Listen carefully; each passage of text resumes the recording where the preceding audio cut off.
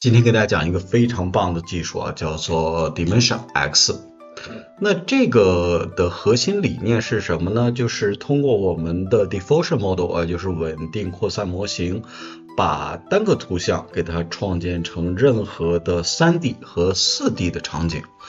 那么我们来看一下啊，所谓的3D 场景是什么？那比方说呢，我们现在有一张图片，然后呢，我们可以去控制这个观看的角度啊，在视频和图像上来讲呢，应该就是我们说的相机的角度。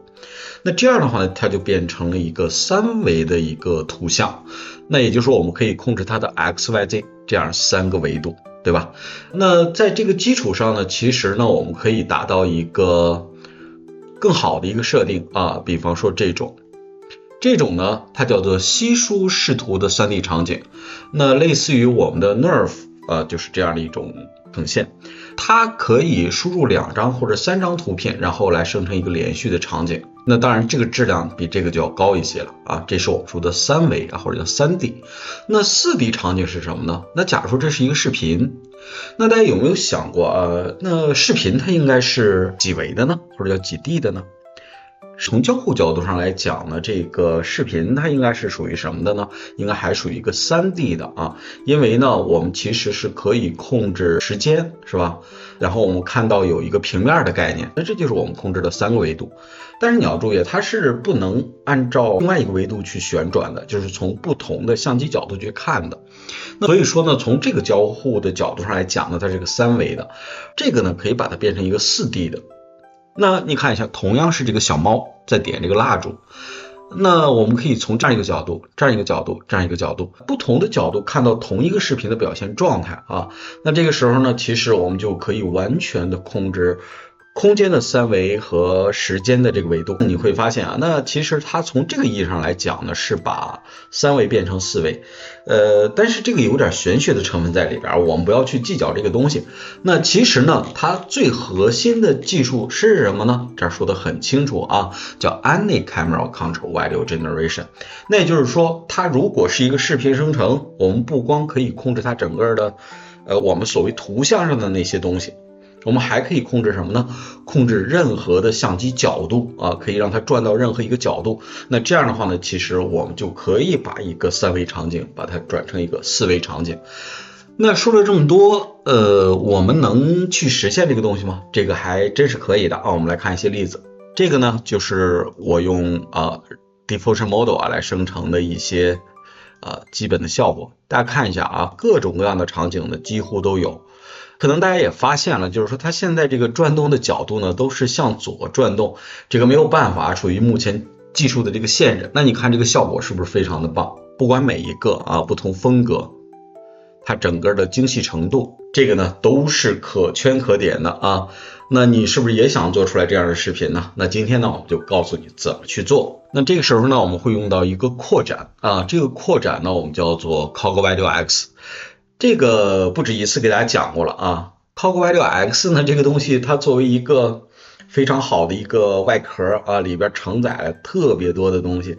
那我们单独去讲它呢也不止讲了多少次啊，从文生图到图生图，到轨迹控制，再到插针啊，就是设定首帧和尾帧。那么你会发现我们几乎所有的这个模型呢，它都可以做到非常棒的一个效果啊。当然它唯一的缺点呢，就是跑起来比较慢啊。不管怎么讲，我们可以通过 Cog Video-X 既可以控制视频的生成，也可以控制这个相机。那怎么去做呢？下面呢我们就来看一下，你单从这个库上可能看不到什么。的确不知道哪个部分是说明我们刚才说的那个特殊相机控制的，因为在这的确也没有啊。但是呢，你可以在它的提交里边呢看到一些信息，大家看一下 ，Use diffuser LoRa loading to supporting fusing for dimension LoRa's。注意啊，这句话呢有很多的信息，待会儿我们去解读啊。待会儿我们在做的时候，可能你会发现会出错啊，比如说出来可能是我们叫黑屏啊。那到底怎么去调呢？答案呢就在这句话里边，当然听起来有点玄妙，是吧？不用去管啊。下边呢我们就说这个东西怎么去用。首先呢，你要安装这个东西，安装我就不用说了，我们大致的呢来溜一遍啊，因为我们之前都讲过了，对吧？首先呢，把这个克隆下来，然后呢安装 requirement， 用那个 Python 的 pipe 安装就可以了。所有的模型下载呢，其实是可以自动下载的，那你只需要保证你网络畅通就可以了啊，别的呢不用去管它。而且它是一个按需下载，就是你选了哪个它下载哪个，而不像有些扩展是你爱要不要，反正我这一启动啊，我这就开始下载，下载不完呢，这个永远跑不下去啊。所以说这个就有点简单粗暴了，是吧？大家不太喜欢啊，大家还是喜欢温柔一点，对吧？那安装呢，我们就简单聊这么多啊。下边呢，我们就来看你怎么去实现这个东西。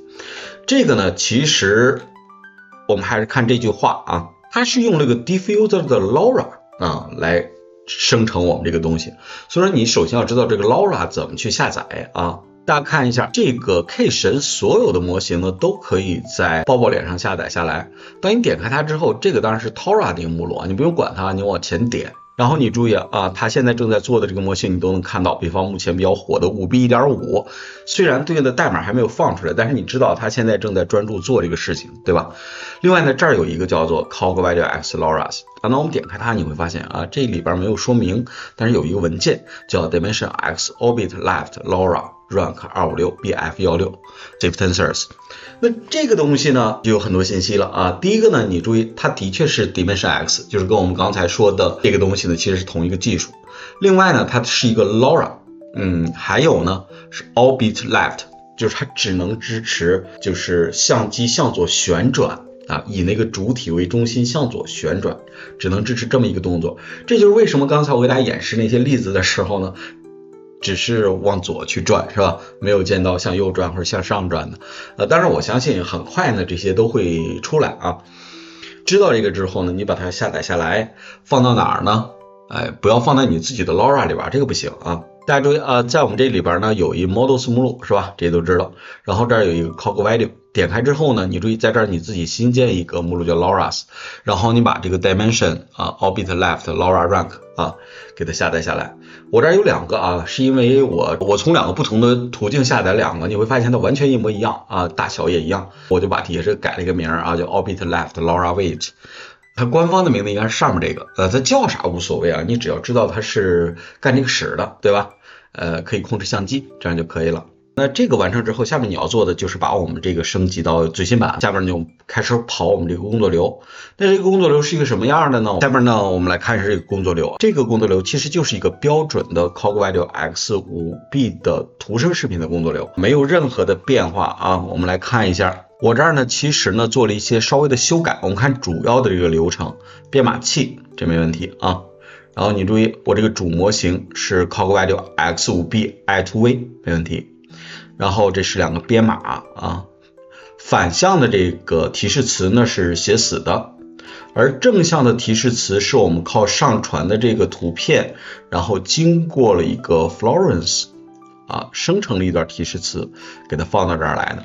由于呢我们这个图片是需要有这个固定的分辨率的720×480，别的会出错，所以说这儿有一个 resize。 当然这个图片就得是720×480的倍数啊，我这是2倍，就是1440×960，缩放成原来的一半，正好是720×480。然后呢这是一个image encode， 放到这儿来，然后采样生成视频。这里边唯一要注意的地方就是我们尽量呢还是开启 FB8 的 transfer 这样的话呢我们可能会快一些。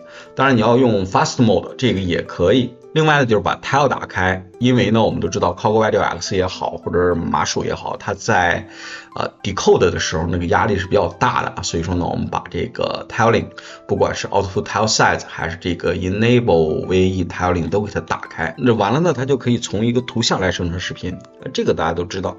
那现在我们只需要加这样一个节点，在这个 load CogVideo model 这个节点就是主模型在加载节点上呢，这儿可以加一个 LoRa。 这个 LoRa 的话呢对应的一个节点叫做 CogVideo LoRa Select。 你要是把这个删了我们去往这加的话，只有这一个节点能加上就是这个呢没有选择，也不应该出错那另外你要注意，这个 LoRa 就是刚才我们下载的那个，对于我来讲这两个哪个都行啊。Strings 呢我们暂时给 1.0， 注意这儿有一个词叫 Fuse LoRa， 这儿一定要设成 True 啊，要不然你出来那个图片是黑的。你注意啊，这是我最开始的工作流，大概是这么一个状态，它出来的结果呢，这是黑的，啥也没有。原因就是因为我这儿呢设成了 False。那有时候你怎么知道去把它设成 True 呢？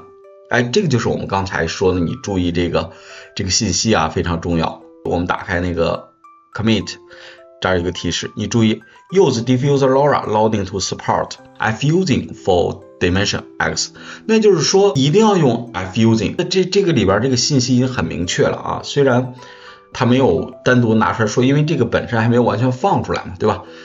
但是呢，我们的确是可以从这里边得到一些信息的。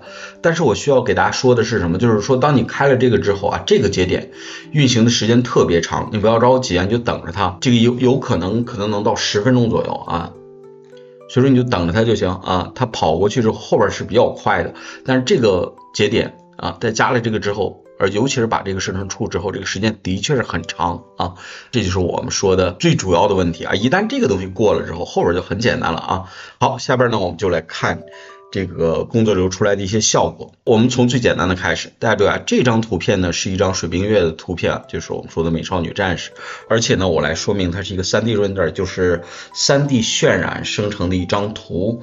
那这样的东西在做3维的时候呢比较容易啊，因为它本身不是一个写实类型的，而且我让它的背景呢会变得很简单啊，所以说你会发现这个效果就很好。我们来看一下，它从一开始然后到开始转，整个这个人物的形态呢有一些变形啊，你注意腿这个地方的确是有一些问题啊，但是你看整个人物的这个形态一致性保持的还是很好的，比方手这个位置其实做的都是非常到位的啊。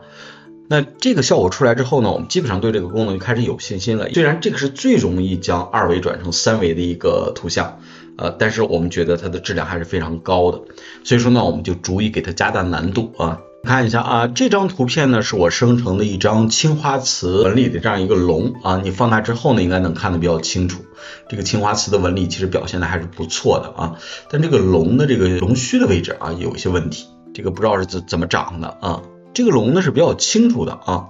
那我们看一下，当这个龙去转的时候呢，你会发现在这个位置的时候其实还是不错的，尤其是当它从侧面到这面的时候，这个眼睛是有一个修正在里边的，非常的漂亮。当然有的说这个角度的时候后边有点缺失，那是因为没有转过来啊，但是这个效果的确还是挺棒的。而且你注意它会补全背景啊，不光是我们刚才看的这个，刚才水冰月那个可能不是特别清楚啊，但是你注意我这个背景本来是白底儿的，或者叫非常单一的背景，但是它转过来之后呢是有这个景物出现的，所以说它是有一定的场景修复能力的。这个作为一个这种艺术品来讲啊，它在2维生成3维的时候也是比较简单的。下面呢我们继续给它加大难度，大家看一下啊，同样是一个青花瓷风格的龙，当然这个龙比刚才那个要漂亮一些，不管是龙角，但是龙须依然有问题，我不知道这属于模型本身的缺憾还是什么不知道，因为这是用 Flux 生成的。但是这条龙比刚才那个不一样的地方是什么？你注意，它不是完全清楚的，它是有一个景深在里边。龙尾巴的这个地方呢，其实你发现它是模糊的啊，所以说这就是这张图的特点。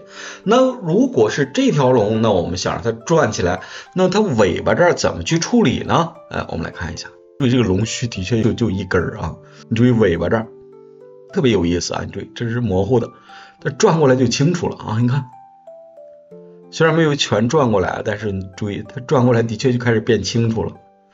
所以说呢，它对模糊的物体的确呢也会有一定的修复能力，它尽可能的在你看到的视角上去保证原图的这个风格，但是它转过来之后，就是在你看不见的时候，需要它自动生成的时候，它也尽量的把这个东西生成的更加的高清和逼真。所以说呢，到这儿我觉得基本的这个物体啊，它生成的能力还是非常的棒啊。那我们继续给它上难度。这个呢是我用 Flux 生成的一个低距风格的一个人物，其实就是我们说的地面啊，你注意他的头发啊、脸啊，其实这个面数都比较低嘛，像纸捏出来的，在我们测试很多的模型风格的时候也用过这个东西。所以说这个其实是个人物，但是呢它不是个写实的，它也不是一个 3D 模型啊，所以说呢这个东西可能相对来说呢就会困难一些。那我们来看生成的这个效果，整个人物的状态保持的还是非常棒的，包括它转过去之后整个风格的保持呢也是很棒的。那转过来之后同样是那个风格没有任何的变化，那么这种低距风格或者这种纸面人的形象在转过去之后，在头发上依然是一个纸面人的一个效果。我觉得这个呢也是能表现出整个模型的一个泛化能力和适应能力啊。好，这个图片呢其实是一个动漫人物啊，当然这个动漫呢是一个迪士尼的3维的动漫人物啊，就是冰雪奇缘里边那个公主跟一个男人的一个合影啊，这个也是我们之前生成的一张图片啊。那我们看一下这里边那困难的地方是什么？你注意啊，这个背景是写实的，这两个人物呢是动画的，而且它现在是2个人啊，不是一个，2个都是卡通的形象。那我们看一下它转出来是什么样的，大家看一下，非常的棒啊，有没有感觉出来？转过去之后几乎是没有任何错乱的图像产生的，整个对于风格的延续甚至场景的补充也做得非常的到位。所以说呢我们可以看到，虽然是一个动画和写实场景的结合，那么它依然呢带给我们一个非常令人惊艳的一个效果啊。好，那我们继续上难度，我们来看这个啊，这张图像跟刚才那个不一样的地方是背景的确是写实的，这2个人物啊不全是 3D 的效果，不能叫 3D 啊，不全是迪士尼动画人物的效果，而是一个是动画人物，一个是写实人物。那如果这样的一种情况让它转起来效果会怎么样呢？我们看一下，的确呢那它转起来之后，大家会首先呢就是整个场景的一致性保持的是不错的，但是在转的过程当中，你注意它的风格是发生变化的，它从一个写实人物的确转成了一个动漫人物，尤其是在这个角度开始变啊，你注意。然后背景呢同样都是写实的，这个无所谓，而且在这儿会出现一个好像一商标一样啊，就是这个是我们看到的一些问题。但是你要注意啊，这张图片如果想让它转起来，其实面临的挑战还是挺大的，因为它必定是不同风格的人物融合在一起，而且呢它离得还这么近，对吧？2个几乎就贴在一块了，一个写实人物和一个动漫人物。但是你注意啊，它转出来的这个效果呢还是非常棒的。我们接着再上难度，你注意我现在呢做了一个非常漂亮的美女啊，那这是一个完全写实的人物，那它出来是一个什么样呢？我们来看一下啊，非常的棒，对吧？在正面转侧面的时候确实有一些变形啊，但是我觉得完全可接受啊。而且你注意它的转过去的时候，它有那个眨眼的动作，注意看。而且对于场景的补充呢，我觉得也是比较好的。我在生成图片的时候尽量的让背景简单啊，这样它在旋转的时候要处理的这个主体呢就会相对的少一些，这个还不是最高难度啊。那我们来看最高难度。当然之所以说它是最高难度，是我认为啊，为什么？这是一个动漫照片，这种东西要转起来，那你觉得它是什么样的？大家看一下，是不是非常的棒？包括场景，包括人物，包括一致性的保持，甚至包括影子啊，你注意这种场景的重建，真的让人觉得这个人工智能的能力真是太强大了。当然呢，我们现在拿到的只有一个叫 Orbit Left， 就是说向左旋转的这个。当然我相信很快啊，那个其他相机的动作都会出来。还等什么？赶紧自己试一下吧。关注我，做一个懂爱的人。